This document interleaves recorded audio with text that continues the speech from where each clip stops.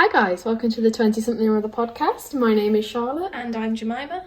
And today we're going to be talking about games, more specifically our favourite games. Yeah. So, as with anything, our tastes are very different. Yeah, and I'm also horrifically unprepared for this episode. Yeah. Jemima's got notes. Yeah, well, what can loosely be described as notes. She's got more than me, is Yeah. what I'm trying to say.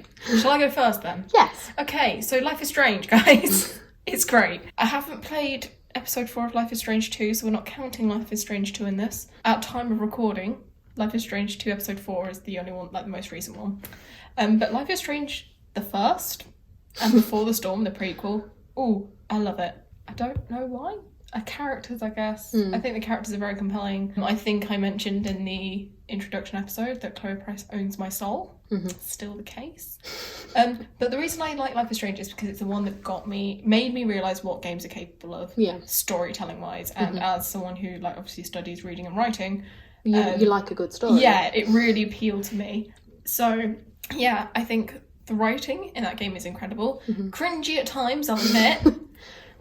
Some of that dialogue between the teenage characters is a bit questionable. I'm not sure teenagers speak like that. They do now. They do now. But I think, especially when it gets to the really emotional scenes, it's written very well. And Charlotte you played episode 1 and 2? Yeah, I've played the first 2 episodes. So I can't say what happens in episode 4, at the beginning of episode 4, because spoilers, but there's a scene there, and even now when I watch it, I get tearful, because I do rewatch Life is Strange episodes quite regularly, because and then I'm just like, this world is great. But I think no, I do agree that the emotional scenes and stuff, because spoiler for episode 2, I guess, you have to save Kate from jumping off the roof, and that's a little intense. I think because it was just a very kind of not very appropriate time for Max to completely lose her time travel powers, which, by the way, is the main game mechanic. I feel like I should have been by the way, if you didn't know what Life is Strange was, it's a mess. Well, it's a beautiful mess. It's very chaotic, I think. Yeah. It's a lot of chaotic energy, especially when Chloe is around. And I think you get it more so in Before the Storm. It's also just chaotic because, I'm not great at the timing with the time travel things. The bit where Chloe's about to be hit by the train, I must have done that 20 times. Yeah. Because I just couldn't do it. And I was just The thing is, in Life is Strange, I can understand why people are like, Chloe, you just get in the way, because so much of what she does is, not intentionally self-destructive, but it's self-destructive, and you're like, Chloe, stop it. She's so explosive. But in Before the Storm, you kind of understand why, and you begin to understand why, and you get... Because Before the Storm is because it's when she's early teenagers, her dad's death is still very fresh, and it really hurts. There's some kind of dreams she has, and those are still make me sob, because it's just so much. It's just too much, and I Before the Storm really wrecked me. And the farewell episode, which is what they did to kind of say goodbye to Max and Chloe as a pair, and it's when they were very young, and it's the day where Max needs to tell Chloe that she's moving to Seattle. Okay. And I'm not going to spoil it, but the end of that is not okay. Just the end sequence. I remember I watched gameplay before I played it, because I was at uni, and I was in my uni halls sobbing, just crying so much. And I think especially when they had Ashley Birch to do Chloe, because she was Chloe in the first game. She wasn't in the prequel because of some strike action, I think, to do with voice acting. I can't remember, but she is phenomenal as Chloe. She is the voice of Chloe, and they brought her back for the farewell episode. So even though she was a 13-year-old Chloe, it still kind of worked, and I was like, no, this is incredible. And also the music in that game. I love listening to the music. So good. I mean, I've only played the first 2 episodes, so I can't go into as much detail, but a good idea though. Yeah, no, it's just from what I have played, it is really good. It's just I'm just not as invested in it as you, because I haven't got through the story. But then the little mystery in it with the girls that keep going missing. Yeah, right. Yeah. that's definitely got me like, okay, I actually need to sit down and play it. But it's one of those games where like I have to be in the right mood to play it. Like episodic, story-based, slower games like that, I have to really be in the mood for it. Yeah, because I like to play them all in one sitting, but that can be 3 hours.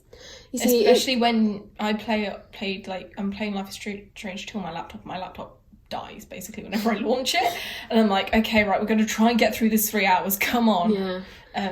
So yeah, and I think you know the big story spoiler that happens at the end of episode 4. Do I? I think you mentioned that you think you know.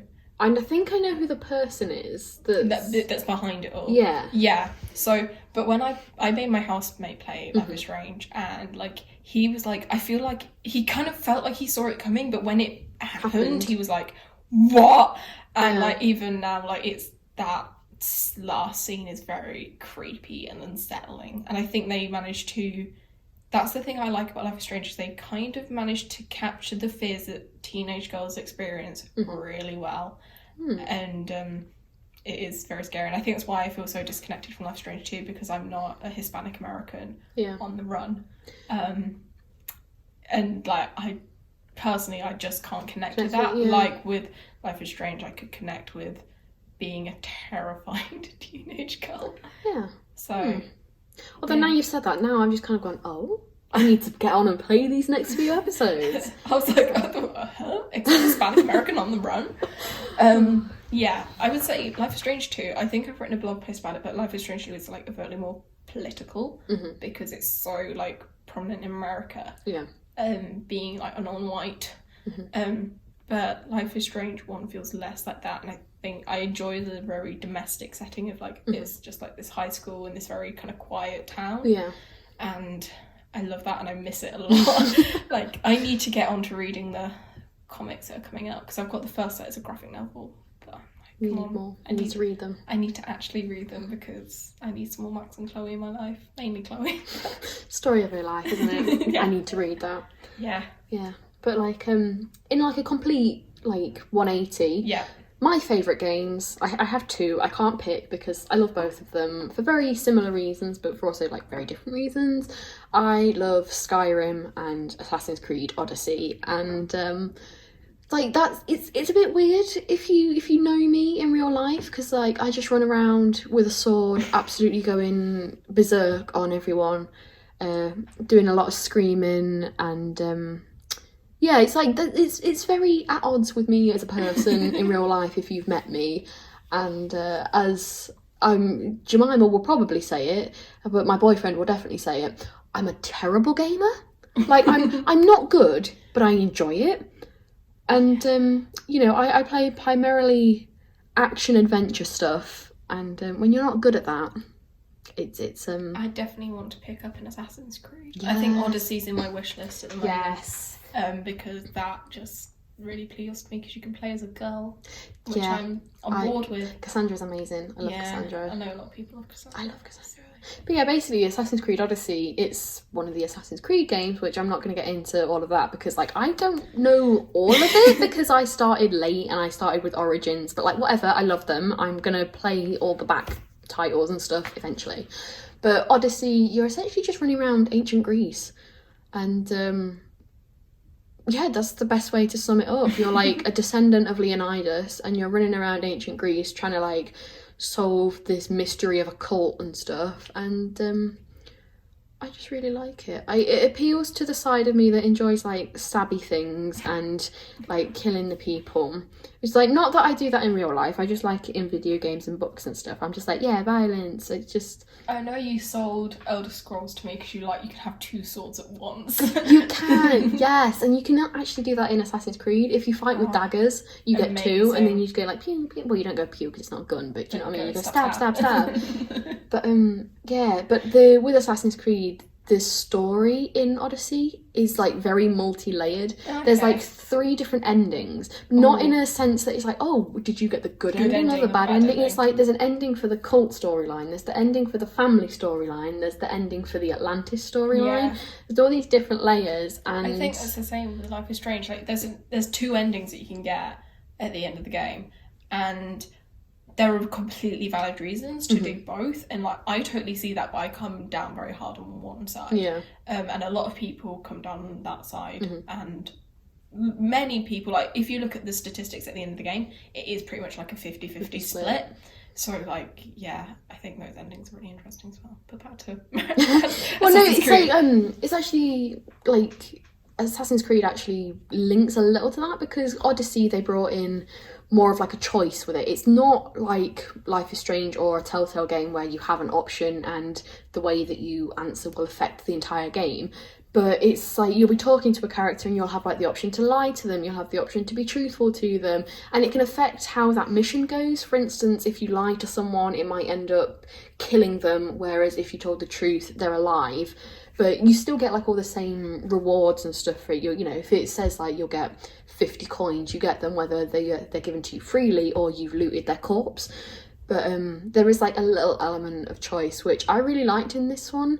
At the beginning, when I first started playing it, I didn't really care for it, and I didn't really listen to any of the dialogue, because I'm like, I just want to, because it's open world, I just wanted to run around the map and do all of that stuff and like level up and become like amazing, which I did. But when I actually really started paying attention in later game, I was just like, oh my god, this is actually really good. So yeah, there's like a little bit of everything, I think, and the joy of Assassin's Creed is you can play like I do, where you're just like completely, the best way to describe it is like a berserker warrior, where you've got a sword and you charge in and you've got 20 enemies surrounding you and you're just like hitting them all. Destroy. Or you can actually be an assassin and be all stealthy and like long range and stuff, but I don't play games like that. I'm just like, nah, go hard or go home. But yeah, I just really like them, but I can't give a good reason like Jemima did, but it's like, oh, the characters and the story. I'm just like, I'm like, yes, okay, the character and the story and them's good, but I just like, yeah, but even there is clearly something very appealing about those games. I mean, you only have to look at how big the franchise is to realise that. And you're like, well. Yeah, and I do think I started playing with Origins, so like I'm very new to the series. But from old gameplay I've seen, and I have played a little bit of, I think, Assassin's Creed 2, like it's improved like phenomenally, and it's just Origins and Odyssey actually give you more of a backstory to like the Renaissance stuff, because obviously it's set in ancient Egypt and ancient Greece, so it's giving you like the very, very origins, I guess. Little joke there. But yeah, I just really enjoy them. I think they're fun, and you can set the difficulty level to easy, so if you're like me and you... Thank goodness. Yeah. I need. It's like I've got my difficulty level set to easy, I've got... The enemies are always like at least 4 levels below me and stuff, so it's like, makes me feel good about myself, and it makes me feel like I can actually play the game. Yeah. So, that's fine. but if you're like a pro gamer, you can put it on like expert level or whatever, but... I like to play games to have fun. I don't need to play games. You don't need the challenge. Yeah. Yeah, I find that with the other game that I noted, which was Hitman, because you get opportunities and you can either have them off, minimal, or like all of it. And I have all of it on, and I could probably get away with having minimal help on, but I just want to have a good time. Yeah, and kind of learn how to do it. Yeah. Yeah, that's also kind of why I like Skyrim. It's quite similar to Assassin's Creed in that respect, or rather Assassin's Creed is similar to that because Skyrim came first. But I just love the setting of Skyrim. Like, I absolutely adore Skyrim and Tamriel and everything, and it's like the little fantasy part of me. I'm a little wood elf, if anyone cares. I'm like a level 50 wood elf. I'm very good, not to brag, but it's like you can be this like mythical magical race, and you can have magic and stuff. And I told myself when I started playing, I'm gonna be the archery mage who does everything from like a distance, and like I use my magic and I poison people and stuff. No, I'm this tiny little elf that's like the shortest of all the races, and I just go in with my giant sword. So that's very you. It's very me. Yeah, it's kind of alarming, like small and angry basically. But yeah, like as I was trying to say with like the whole setting of Skyrim, it's very like Norse inspired, like Norse mythology inspired, and very Nordic. Like I never realised that until you said it, and now I'm like, oh yeah, like the main race of Skyrim is the Nords. Okay, So like, yeah. but yeah, it's like you only have to look at it and you're just like, whoa, that's like Scandinavia. And then there's a lot of like Viking imagery and stuff, and it's just, So it I just love appeals it. to you. Yeah, like one of the main enemies is the Draugr, which for anyone who doesn't know, that's like a Norse mythology zombie.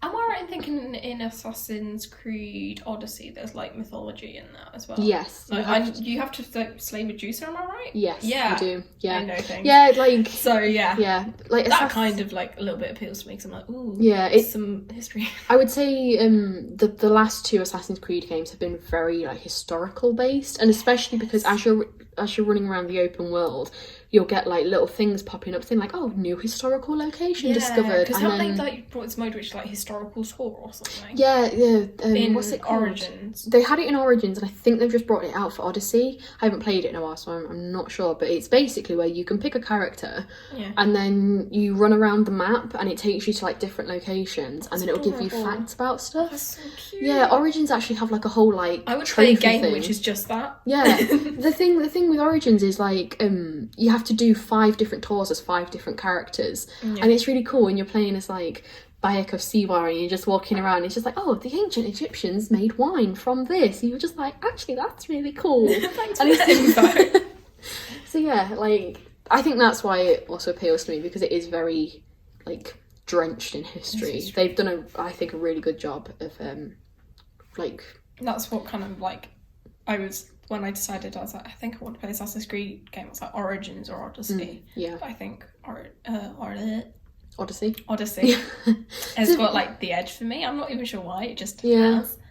I think the setting is just appeals to me. I definitely preferred the setting for Odyssey, just because I prefer Greek to Egyptian, but like I do love the Egyptian setting as well, but it just got a bit repetitive when you're running through deserts all the time, which I get, like that is Egypt, but I would just get so lost because obviously it's just sand. So yeah, that was a bit tricky, but yeah, still enjoyable. I think I actually enjoyed the story of Origins more, and yeah, I think you've said that to me before.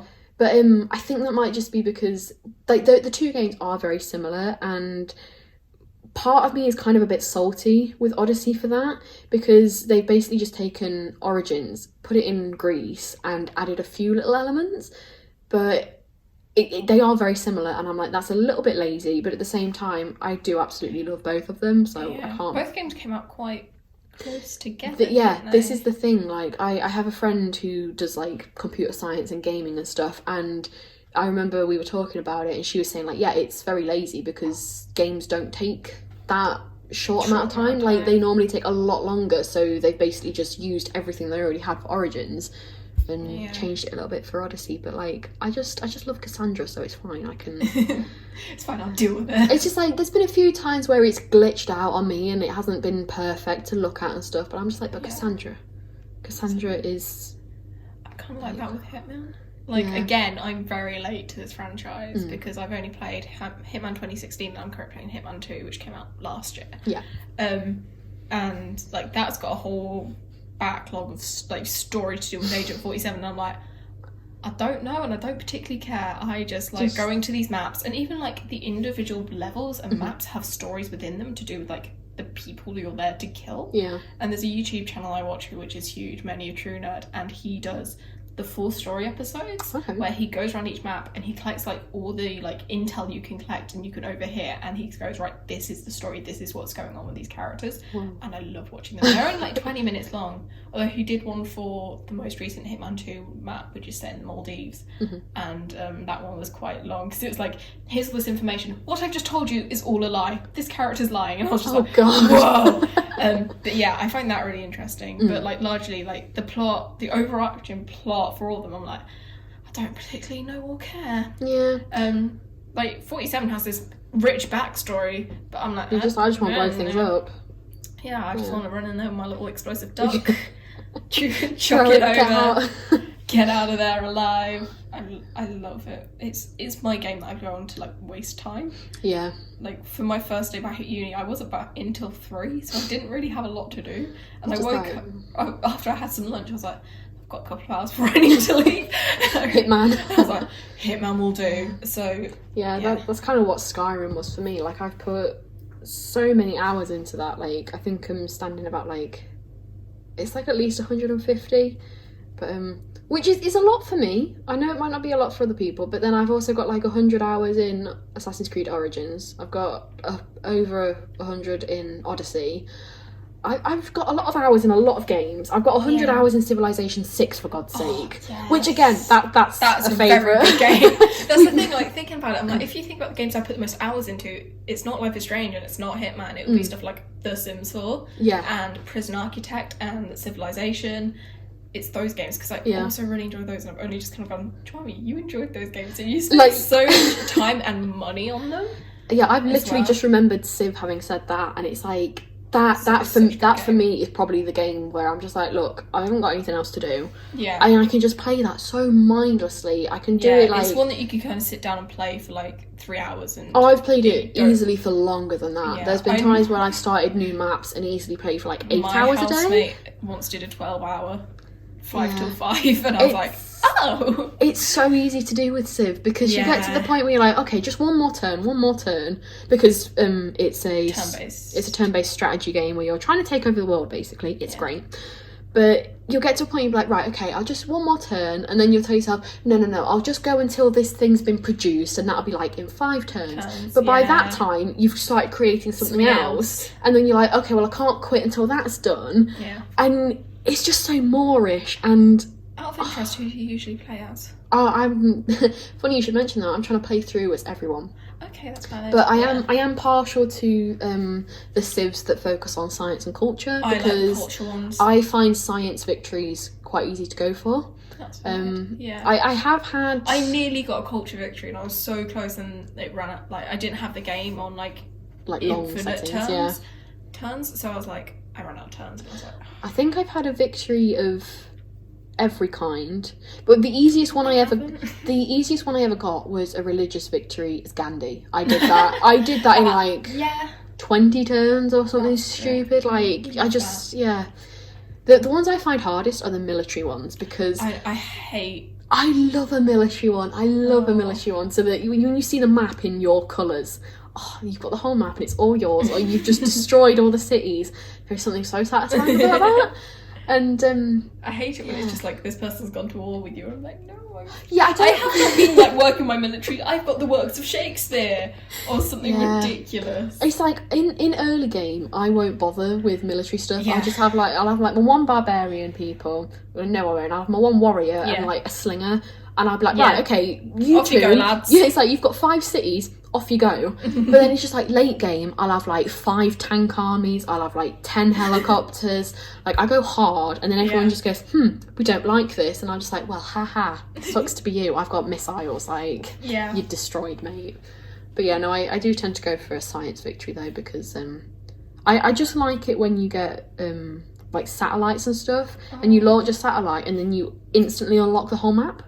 Love that. Yeah, because it's like by that point in the game, it's like I'll have like one scout and he'll be stuck. He'll be landlocked because like everyone else is like closed borders. Yeah, they'll have all expanded around him, and nobody likes me, so I can't get open borders with them. And I've just got this one scout, and it keeps going, oh, this unit needs orders, and I'm just like, I'm going to have to kill you. I'm sorry, mate. Yeah, I know. And then I've just got like half the map that's uncovered, so I'm just like, right, satellites. Ever since I bought Civilization 6 for my Switch, I've played it a lot more. I think that's because I can just like sit with my TV and I can be kind of laid back rather than at a laptop, and I can play that. It's on PlayStation now. Yeah, my sister played it on, I think, PlayStation. Yeah, Ronnie, my boyfriend, for everyone out there. Anyway, it just feels weird always referring to him as my boyfriend, but like Ronnie was trying to get me to buy it on PlayStation, but I'm like, I have spent so much money on it on PC. Like, even though I bought all of it on sale, like, it's still like the game is horrifically expensive. It's like 50-60 quid, and I'm just like, and that's base game alone. Yeah, I'm like, for a base game, nah. Like, there is so much DLC as well, and like the DLC in my, like, I have all the DLC, I'm trash for it, but like the DLC really enhances the gameplay and steps it up. So I do think that is necessary if you want the full experience. However, don't buy it full price. I think just like DLC is the same for The Sims 4. Like, oh god, yeah. there's so much of it and it enhances gameplay, but definitely don't buy packs that you're not going to use. No. Like, if you think, like, there are so many stuff packs where I just don't care for, and I'm like, don't buy them. And I went through a phase where I was like, I need more, and I've actually gone, no, you don't. Yeah. I think it's better with Sims 4 to focus on the expansion and the game packs, because they're the things that actually give you that enhanced experience. I know the most recent one, which is the Magic one, I can't remember what it's called. I'm probably not going to get it, because I like the realistic thing. Like, I bought the Vampires one and I've used it maybe like a few times. You see, I mostly bought Vampires for the thing is with aesthetics. Sims, I always buy, I don't really ever care about building stuff. I only ever buy it for Create a Sim stuff, because like Create a Sim is where I flourish.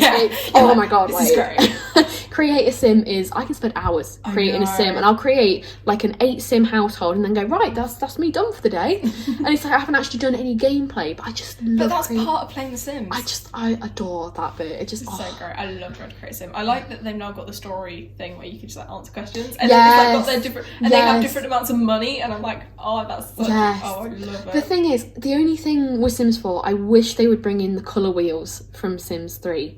I get why they haven't done it, and I get why they don't have like the open worlds, because like Sims 3 was so slow. Yeah.